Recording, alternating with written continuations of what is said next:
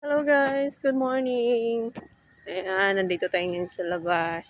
Bibili tayo ng food. Yung boss ko hindi pa rin nakalabas sa ospital. Maybe Friday pa. So, sana magiging okay na para less hassle na tayo guys. Bibili ako ng food. Pang breakfast namin.